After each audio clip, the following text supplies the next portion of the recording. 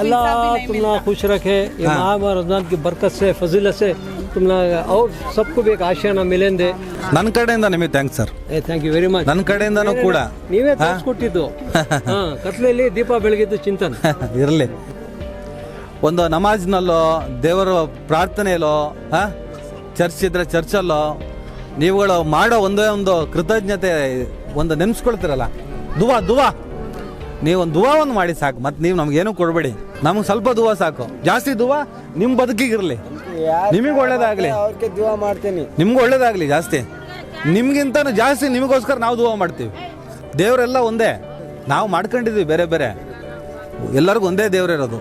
ಎಲ್ಲರಿಗೂ ಒಳ್ಳೇದಾಗಲಿ, ಶುಭವಾಗಲಿ ಅಂತ ಹೇಳ್ತಾ ನಾವು ಹೊರಡ್ತೀವಿ. ಜಾಸ್ತಿ ಬಿಸಿಲಲ್ಲಿ ನಿಂತರೆ ಕಪ್ಪಾಗ್ತೀನಿ ನಾನು, ಆಮೇಲೆ ವಿಡಿಯೋದಲ್ಲಿ ಚೆನ್ನಾಗಿ ಕಾಣಿಸಲ್ಲ. ಆಯಿತಾ?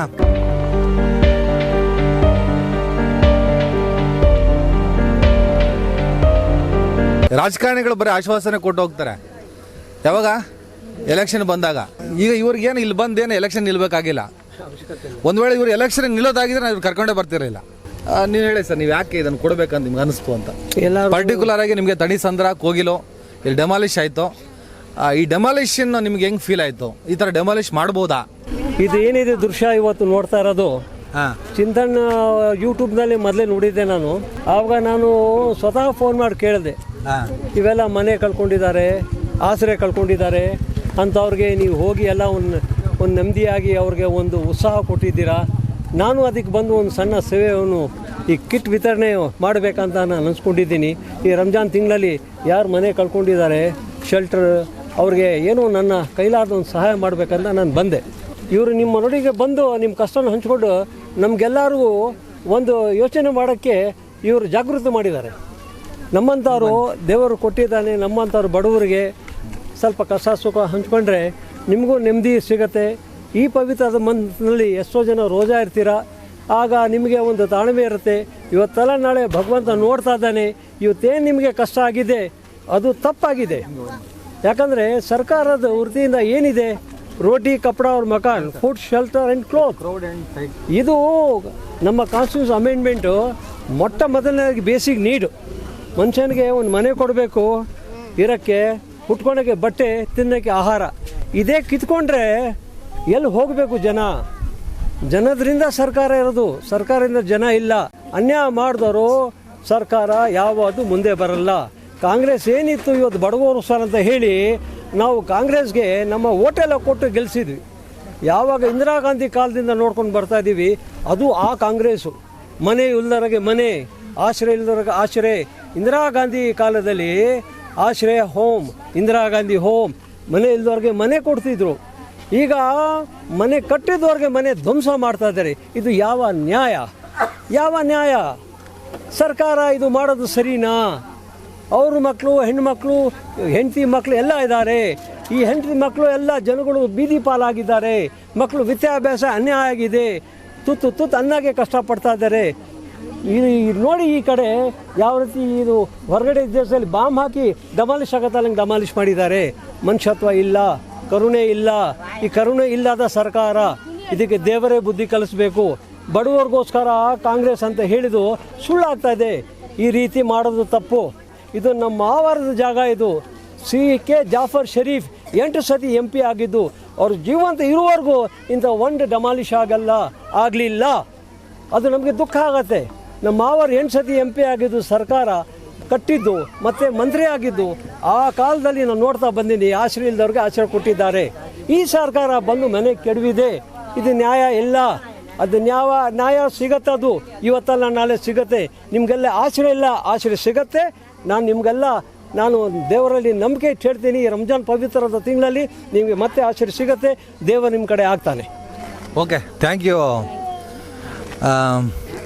ಅದೇ ಮೊನ್ನೆ ಕೋಗಿಲಲ್ಲಿ ಮಕ್ಕಳು, ಚಿಕ್ಕ ಮಕ್ಕಳೆಲ್ಲ ಇದು ಇಡ್ಕೆ ರಾಶಿಯಲ್ಲಿ ಮಲ್ಕೊಂಡು, ಆ ಧೂಳಲ್ಲಿ ಮಲ್ಕೊಂಡು ಅವ್ರ ಮುಖ ಮೈಕೆಲ್ಲ ಹೊಡೆದೋಗಿ, ಚಳಿ ಸಿಕ್ಕಾಪಟ್ಟೆ ಇತ್ತಲ್ಲ ಅಲ್ವಾ, ಮೈಕೆಲ್ಲ ಹೊಡೆದೋಗಿ ಸಿಕ್ಕಾಪಟ್ಟೆ ಪ್ರಾಬ್ಲಮ್ಸ್ ಇತ್ತು.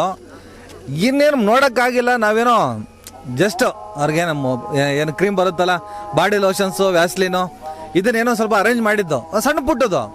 ಅದನ್ನು ನೋಡಿ ಇವರು ಇಲ್ಲ ಏನೋ ಮಾಡಬೇಕು ಅಂತ ಬಂದವ್ರು ಇವರು. ಹಾಗಾಗಿ ನಾವು ಯಾವುದೇ ಕಾರಣಕ್ಕೂ ಇಂಥ ಪ್ರೋಗ್ರಾಮ್ನ ಪ್ರಚಾರಕ್ಕೆ ಮಾಡೋದಿಲ್ಲ, ಪ್ರೇರಣೆಗೆ ಮಾಡ್ತೀವಿ. ಪ್ರೇರಣೆ ಮತ್ತು ಪ್ರಚಾರ ಬೇರೆ, ಅರ್ಥ ಆಗುತ್ತಾ?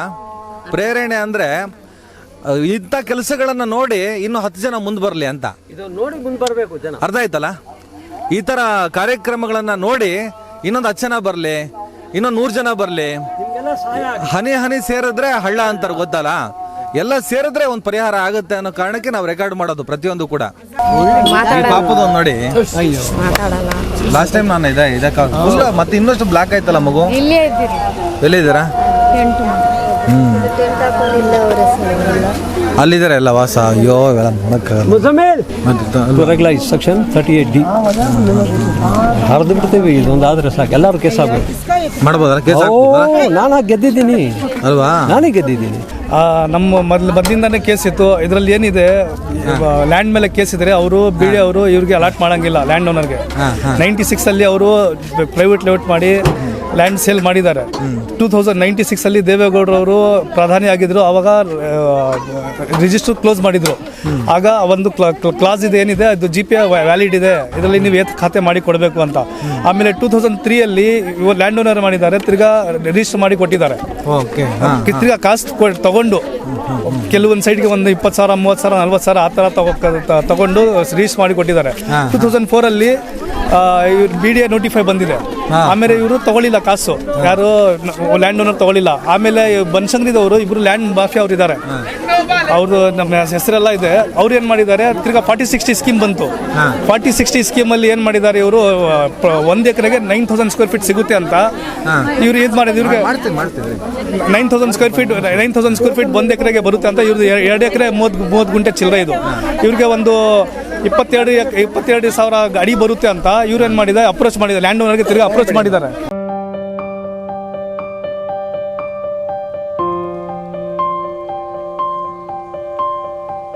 ಜನ ತುಂಬ ಕಷ್ಟದಲ್ಲಿದ್ದಾರೆ. ಇನ್ನೂ ಯಾರು ತೊಗೊಂಬಂದು ಕೊಡೋಂಗಿದ್ರೆ ಕೊಡಿ, ಇಲ್ಲಿ ಬಂದು ನಮ್ಗೆ ಯಾರು ಕಾಂಟ್ಯಾಕ್ಟ್ ಮಾಡಿ. ಜನಗಳಿಗೆ ಭಾಳ ಒಳ್ಳೇದಾಗುತ್ತೆ. ನಮ್ಮ ರಾಚಿಂತನ್ ಸಾರು ದೇವರು ಒಳ್ಳೇದು ಮಾಡಲಿ, ಚೆನ್ನಾಗಿ ಮಡಗಲಿ. ಆಮೇಲೆ ಈ ಯಾವುದೇ ಕಾರಣಕ್ಕೂ ಇವತ್ತಿನ ಈ ವಿಡಿಯೋ ಪ್ರಚಾರಕ್ಕಲ್ಲ, ಪ್ರೇರಣೆಗೆ. ಪ್ರಚಾರ ಬೇರೆ, ಪ್ರೇರಣೆ. ಪ್ರಚಾರ ಯಾಕೆ ಬೇಕು ಅಂದರೆ ನಮಗೆಲ್ಲ ರಾಜಕೀಯ ಹಿತಾಸಕ್ತಿ ಇದ್ರೆ ಮಾತ್ರ ಬೇಕು. ನಾವು ಈಗ ಕೊಟ್ಟರೆ ಮತ್ತೆ ಯಾವತ್ತು ಬರಲ್ಲ. ನಾವು ಅಂದರೆ ಕಷ್ಟ ಇದ್ರೆ ಬರ್ತೀವಿ. ಯಾವುದೇ ಒಬ್ಬ ರಾಜಕಾರಣಿ ಹತ್ರ ಎಲೆಕ್ಷನ್ಗೆ ಕ್ಯಾಂಪೇನಲ್ಲಿ ನಮ್ಮನ್ನು ನೀವು ನೋಡೋಕ್ಕೆ ಸಾಧ್ಯನೇ ಇಲ್ಲ. ನಾವು ಓಟ್ ಹಾಕಬೇಡಿ ಅಂತೀವಿ ಅವರಿಗೆಲ್ಲ, ಅವತ್ತು ಬರೋರಿಗೆ. ಎಲ್ಲರಿಗೂ ಒಳ್ಳೇದಾಗಲಿ. ಮತ್ತು ಈ ವಿಡಿಯೋ ನೋಡಿದಾಗ ನಿಮ್ಗೆ ಏನಾದರೂ ಈ ಬಡವರಿಗೆ ಸಹಾಯ ಮಾಡಬೇಕು ಅಂತ ಅನಿಸಿದ್ರೆ ನಿಮ್ಮ ಜೊತೆ ನಾನಿದ್ದೀನಿ. ನಿಮ್ಮನ್ನು ನಾನು ಪ್ರಚಾರಕ್ಕೆ ತಗೊಳ್ಳಲ್ಲ, ಪ್ರೇರಣೆಗೆ ತೊಗೋತೀನಿ. ಮಾಡೋಣ, ಎಲ್ಲರಿಗೂ ಒಳ್ಳೇದಾಗಲಿ. ಈಗ ನಾವು ನೆಕ್ಸ್ಟ್ ಕೋಗಿಲು ಹೋಗ್ತಾ ಇದ್ದೀವಿ, ಮನೆ ಕಳ್ಕೊಂಡವರು.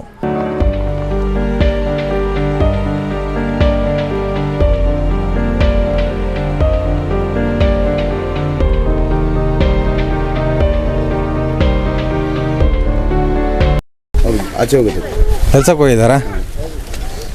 ಹೋಗಿ ಕೊಡಿ ಒಂದು ಟೋಕನು. ಅಮ್ಮ ಇಲ್ಲಿ ಕೊಡಿ, ಕೊಡಿ. 2 3 ಬನ್ನಿ. ಅಷ್ಟೇ ಇರೋದಾ? ಇಲ್ಲ ಬಿಡು, ಬಾ. सर ये घर वाले काम को गए सर, काम को जा ಮೇಂಟೈನ್ ಮಾಡಿಲ್ಲ.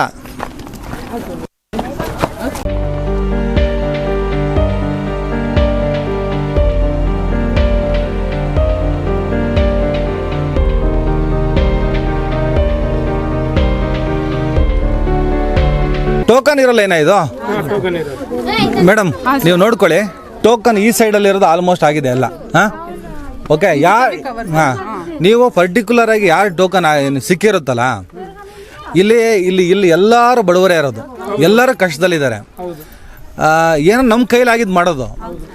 ಒಂದು ಮನೆಗೆ ಒಂದು ಕಿಟ್ ಸಿಗಲಿ, ನನಗೆ 2 ಬೇಕು 3 ಬೇಕು ಅಂತ ಮಕ್ಕಳನ್ನ ಮರಿಗಳನ್ನ ಕಳಿಸಿ ಅದನ್ನು ಮಾಡೋಕ್ಕೆ ಹೋಗಬೇಡಿ. ಯಾಕಂದರೆ ನಿಮ್ಮ ಮನೇಲಿ 3 ಕಿಟ್ ಬಂದಾಗ ಒಂದು ಮನೇಲಿ 1 ಕಿಟ್ಟು ಇಲ್ಲ ಅಂದರೆ ಅದು ಹಸಿವು. ದೇವರು ನಮಗೆ ಆಶೀರ್ವಾದ ಮಾಡಲ್ಲ. ಅದಕ್ಕೆ ಎಲ್ಲರಿಗೂ ನ್ಯಾಯವಾಗಿ ಸಿಗಬೇಕು. ಇವತ್ತೇನಾಯಿತು, ಈ ತಣಿಸಂದ್ರಕ್ಕೆ ಹೋಗಿದ್ವಿ.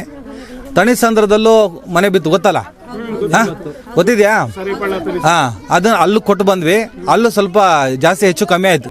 ಈಗ ಯಾರಿಗೆ ಸಿಕ್ಕಿಲ್ಲ, ನಮ್ಮ ಜೈಬಾ ಅವರು ಲಿಸ್ಟ್ ರೆಡಿ ಮಾಡ್ತಾರೆ, ಎಷ್ಟು ಮನೆ ಅಂತ ಲಿಸ್ಟ್ ರೆಡಿ ಮಾಡಿ ಮಿಕ್ಕಿದ್ದನ್ನು ನಾಳೆ ನಾಡ್ದಂಗೆ ತಲುಪಿಸ್ತೀವಿ. ತಲೆ ಕೆಡಿಸ್ಕೊಳ್ಳೋದೇನಿಲ್ಲ, ಪ್ರತಿಯೊಬ್ಬರಿಗೂ ಬರುತ್ತೆ. ಮನೆಗೂ ಅವ್ರಿಗೆ ಬಂತು ಇವ್ರಿಗೆ ಬಂತು ಅಂತೇನಿಲ್ಲ, ಪ್ರತಿಯೊಬ್ಬರಿಗೆ ತಲುಪಿಸ್ತೀವಿ. ಈಗ ಈ ಕೆಲಸ ನಾನು ಮೊನ್ನೆ ಬಂದಿದ್ದೆ, ನೋಡಿದ್ರ ನನ್ನ? ಹಾಂ, ನಾನು ಮೊನ್ನೆ ಬಂದು ಹೋದ್ಮೇಲೆ ಆ ವಿಡಿಯೋ ನೋಡಿದ್ರ ಯಾರಾದ್ರು? ನೋಡಿದ್ರಲ್ಲ, ಅದನ್ನು ನೋಡಿ ಹಫೀಜುಲ್ಲಾ ಶರೀಫ್ ಅಂತ ಹೇಳಿ ಇವರು ನೋಡಿ ಅಲ್ಲ, ಆ ವಿಡಿಯೋ ನೋಡಿ ನನಗೆ ಕಾಲ್ ಮಾಡಿದ್ರು.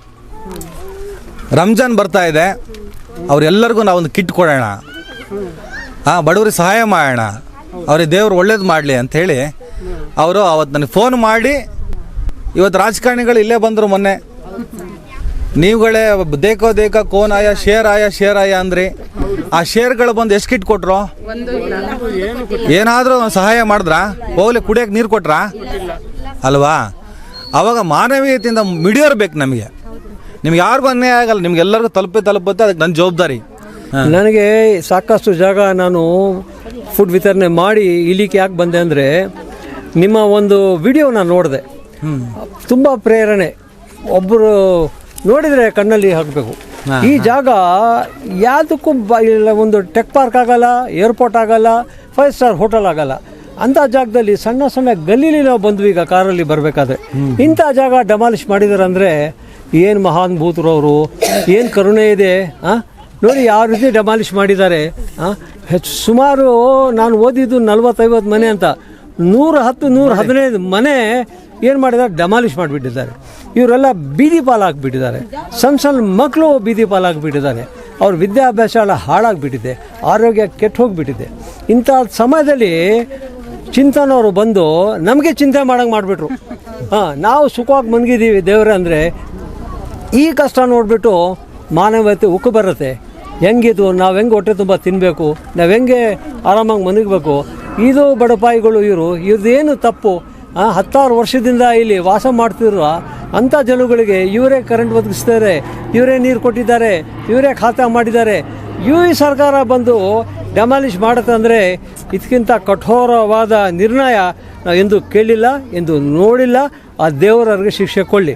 ಈಗ ನಿಮ್ಮ ಬಗ್ಗೆ ನಾನು ಯೋಚನೆ ಮಾಡೋಕ್ಕೆ ಬರೋದ ವಿಷಯ ಏನಂದರೆ, ನಮ್ಮ Chintan is a man of good soul. ಇವರೆಲ್ಲ ಬಂದು ನಿಮ್ಮದೆಲ್ಲ ಏನಿದೆ ಮುಖ ಪರಿಚಯ ಮಾಡಿ ನಿಮ್ಮ ಬಗ್ಗೆ ನಮಗೆ ಕಾಳಜಿ ಊಟ ಮಾಡಿದರು. ನೋಡಿ, ಇವ್ರಿಗೆ ಇರೋಕ್ಕೆ ಮನೆ ಇಲ್ಲ, ವಸತಿ ಇಲ್ಲ, ತಿನ್ನೋಕೆ ಊಟ ಇಲ್ಲ ಅಂತ. ಈ ರಂಜಾನ್ ಪವಿತ್ರ ತಿಂಗಳಲ್ಲಿ ನಾನು ಪ್ರತಿ ವರ್ಷ ಕೊಡೋಂಗೆ ಇಲ್ಲೂ ಬಂದು 100 ಕಿಟ್ ಕೊಡೋಣ ಅಂತ ನಾನು ಅಂದ್ಕೊಂಡಿದ್ದೆ. ಇವತ್ತು ಆ ಸತ್ಯ ಆಯಿತು. ಇವರು ಇವತ್ತು ಕೆಲಸ ಎಲ್ಲ ಬಿಟ್ಟು ಇವರು ನನಗೆ ಕರೆದಿದ್ದಾರೆ. ನಾನು ಕೂಡ ಇವ್ರ ಜೊತೆಯಲ್ಲಿ ಭಾಗಿಯಾಗಿ ಒಂದು ಸಣ್ಣ ಅಲ್ಲಿಡು ಸೇವೆ ಮಾಡ್ತಾಯಿದ್ದೀನಿ. ಇದು ದೇವರಲ್ಲಿ ತಲುಪಲಿ. ನಿಮಗೆ ಒಂದು ಆಶೀರ್ವಾದ ಕೊಡೋಕೆ ಬಂದಿದ್ದೀನಿ. ನಿಮ್ಗೆ ಒಳ್ಳೆಯದಾಗತ್ತೆ. ಇವತ್ತು ನಿರಾಸರ ಆಗಬೇಡಿ. ನಾಳೆ ಆ ದೇವರಿದ್ದಾನೆ ಕಾಪಾಡೋನು. ಈ ಪ್ರಪಂಚ ಒತ್ತು ನಿಂತಲು ಆ ದೇವರು ನಿಮಗೆ ಸಾಕ್ಷಿಯಾಗಿ ಕಾಪಾಡ್ತಂತ ಹೇಳಿ ಒಂದು ಸಣ್ಣ ಅಲ್ಲಿಡು ಸೇವೆ ಮಾಡೋಕ್ಕೆ ಬಂದಿದ್ದೀನಿ.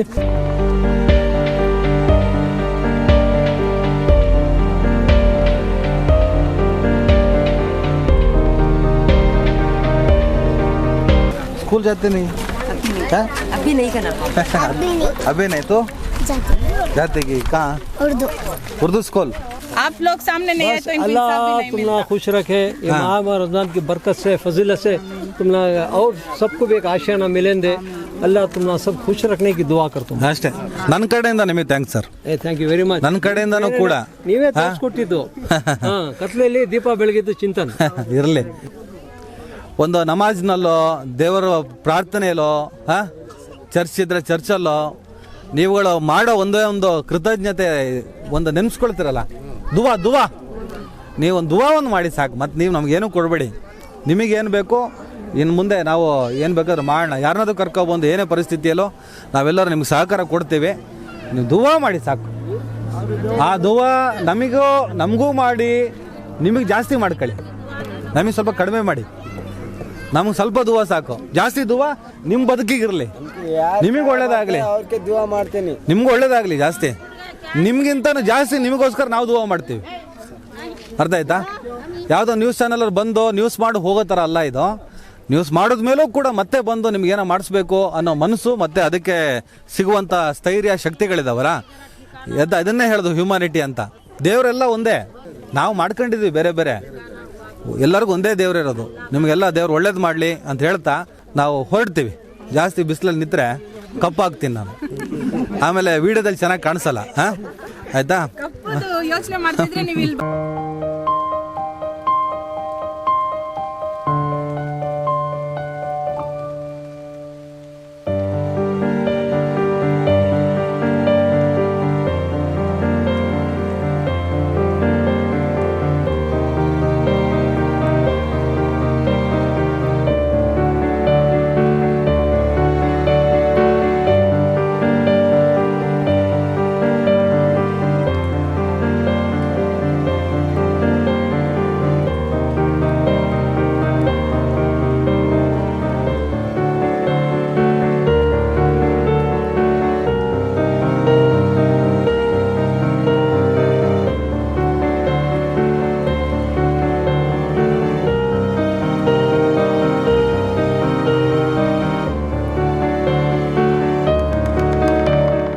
ಇದು ಮಾಡಿರೋದು ಎಷ್ಟು ಹೆಲ್ಪ್ ಆಗಿದೆ ಗೊತ್ತಾ ನಮಗೆ.